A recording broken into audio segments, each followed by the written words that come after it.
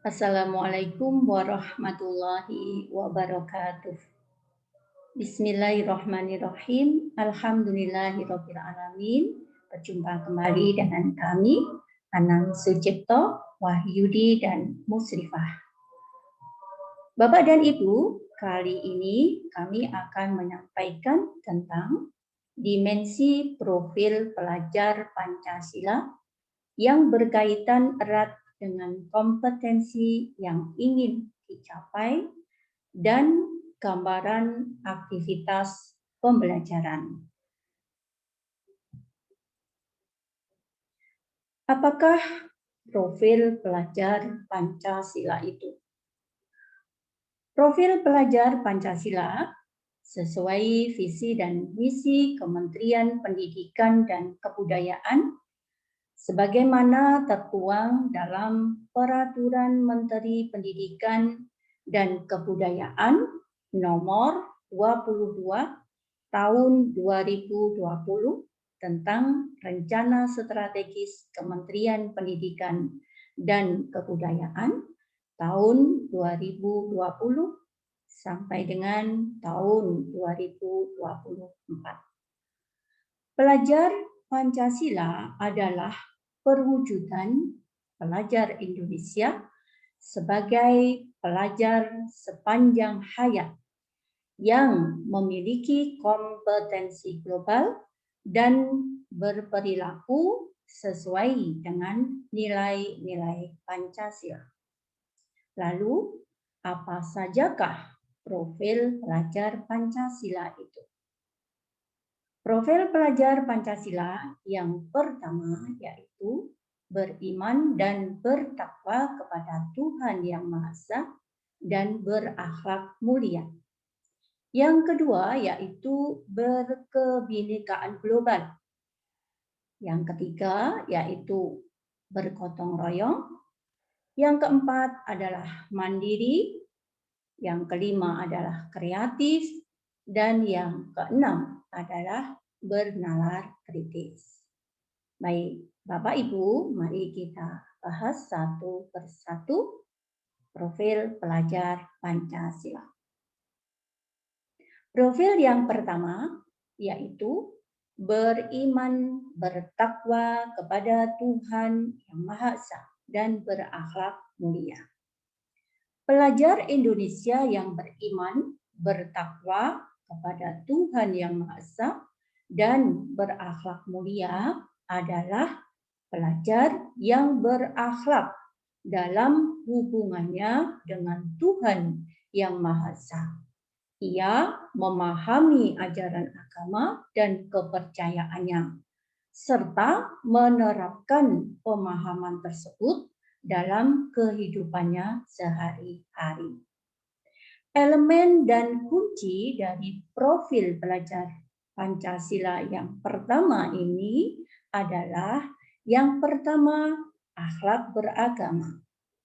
Yang kedua, akhlak pribadi. Ketiga, akhlak kepada manusia. Empat, akhlak kepada alam. Dan yang kelima adalah akhlak bernegara.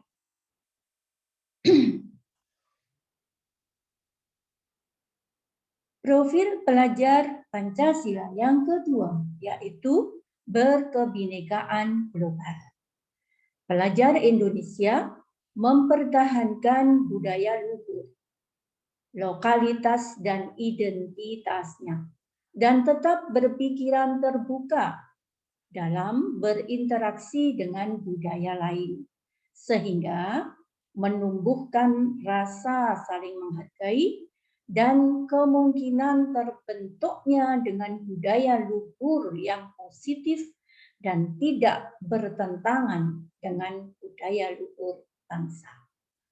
Kunci dan elemen dari profil pelajar Pancasila yang kedua ini, yang pertama adalah mengenal dan menghargai budaya. Kedua, kemampuan komunikasi interkultural dalam berinteraksi dengan sesama. Dan yang ketiga adalah refleksi dan tanggung jawab terhadap pengalaman kebinekaan. Selanjutnya, profil pelajar Pancasila yang ketiga adalah bergotong royong. Pelajar Indonesia memiliki kemampuan bergotong royong, yaitu kemampuan untuk melakukan kegiatan secara bersama-sama dengan sukarela agar kegiatan yang dikerjakan dapat berjalan lancar, mudah, serta ringan. Elemen dan kunci dari profil pelajar Pancasila yang ketiga ini adalah yang pertama, kolaborasi atau kerjasama. Yang kedua, kepedulian. Dan yang ketiga adalah berbagi atau sharing. Profil pelajar Pancasila yang keempat, yaitu mandiri. Pelajar Indonesia merupakan pelajar mandiri, yaitu pelajar yang bertanggung jawab atas proses dan hasil belajarnya. Elemen dan kunci dari profil pelajar Pancasila yang keempat ini, yang pertama adalah kesadaran akan diri situasi yang dihadapi, dan yang kedua adalah regulasi diri. Kita lanjutkan profil pelajar Pancasila yang kelima, yaitu bernalar kritis. Pelajar yang bernalar kritis mampu secara objektif memproses informasi baik kualitatif maupun kuantitatif, membangun keterkaitan antara berbagai informasi, menganalisis informasi, dan mengevaluasi serta menyimpulkannya. Elemen dan kunci dari profil pelajar Pancasila kelima adalah satu, memperoleh dan memproses informasi dan gagasan. Yang kedua, menganalisis dan mengevaluasi penalaran. Yang ketiga, merefleksi pemikiran dan proses berpikir. Dan yang keempat adalah mengambil keputusan. Profil pelajar Pancasila yang keenam adalah kreatif. Pelajar yang kreatif mampu memodifikasi dan menghasilkan sesuatu yang orisinal, bermakna, bermanfaat, dan berdampak. Elemen dan kunci dari profil pelajar Pancasila yang keenam adalah satu, menghasilkan gagasan yang orisinal, yaitu gagasan yang masih asli, murni. Dan yang kedua, menghasilkan karya dan tindakan yang orisinal. Jadi menghasilkan karya-karya sendiri, bukan karya-karya plagiator dari karya orang lain. Berikutnya, penerapan nilai karakter Pancasila. Nilai karakter Pancasila sudah sering diajarkan oleh orang tua kita sejak kita masih dini. Maka dari itu, hal ini cukup mudah diterapkan. Dalam mencapai tujuannya, profil pelajar Pancasila yang mandiri juga dapat mengatur pikiran, perasaan, dan perilaku, misalnya untuk keberhasilan belajar. Menerapkan nilai-nilai mandiri dalam kehidupan sehari-hari itu sangatlah penting karena akan melatih kita untuk siap di dalam menghadapi segala situasi. Berikutnya, kompetensi yang diharapkan. Kompetensi yang diharapkan dari siswa mandiri adalah satu, peserta didik mampu secara independen memecahkan masalah persoalannya sendiri.